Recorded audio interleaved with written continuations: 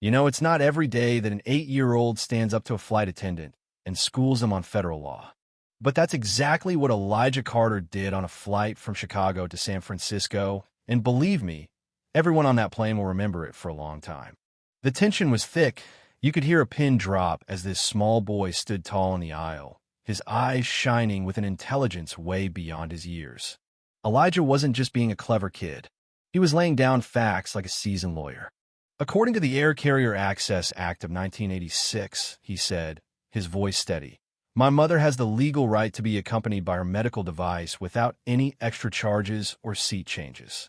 Then he cited the Americans with Disabilities Act, reminding the flight attendants that discrimination against passengers with disabilities is prohibited in public accommodations, which includes this airplane. You could have heard a pin drop. Even the white-haired businessman in first class lowered his Wall Street Journal, wide-eyed. But let me back up a bit, because this moment didn't just come out of nowhere. To really understand what was happening with Elijah and his mom, both literally and figuratively, you need to know what led up to it. 2 days before that flight, Tamara Carter sat at their small Chicago apartment kitchen table, staring at an email from her sister Maya in San Francisco. Their mother, Josephine, was very ill, the kind of sick where doctors say weeks, maybe days. Tamara hadn't spoken to her mother in nearly 3 years, ever since a bitter argument after her divorce from Andre. Pride and stubbornness had built a wall seemingly impossible to climb. But now, time was running out. Elijah stood in the doorway, wearing a slightly too big NASA t-shirt, his face serious beyond his years. His teachers called him an old soul. His dad said he was too serious for his age. But Tamara? She just called him extraordinary.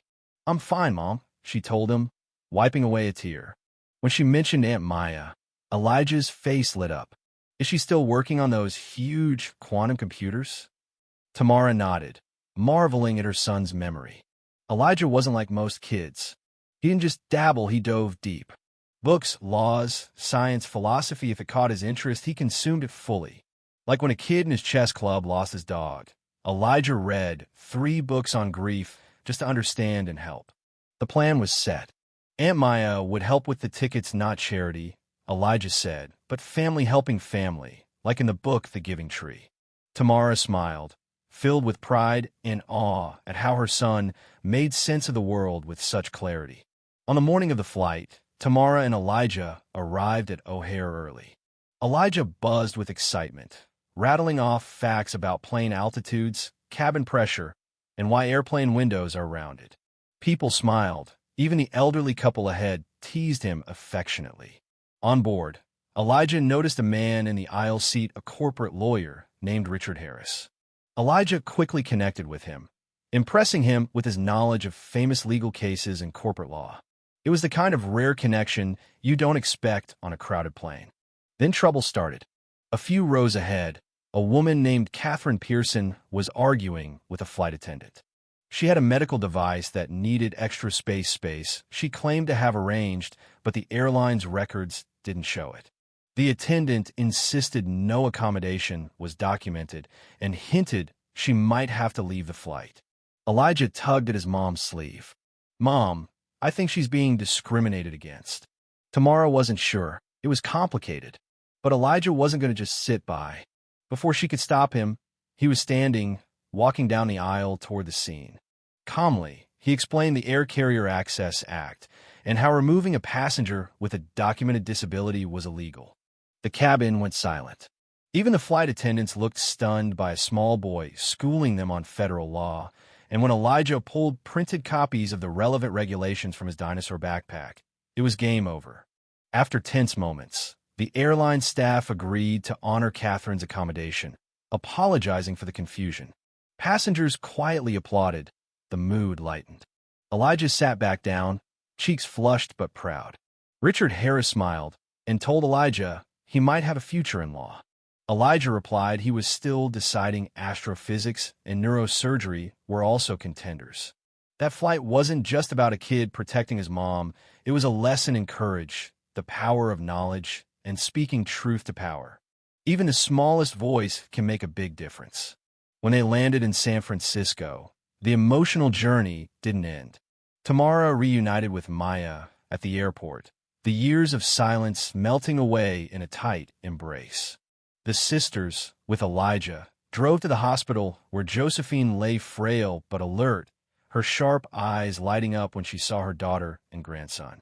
Elijah impressed everyone again, not only with his encyclopedic knowledge of law and science, but with his maturity in facing the reality of his grandmother's illness. He spoke openly about cancer, end-of-life care, grief, and regret. Josephine listened, her face softening with pride and love. The following days were a tender blend of laughter, stories, and farewells. Elijah read quantum computing notes to his grandmother, who, though weak, tried to follow. Josephine's last wishes were simple. Don't waste time on petty fights, love each other, and take care of Elijah because he's going to change the world.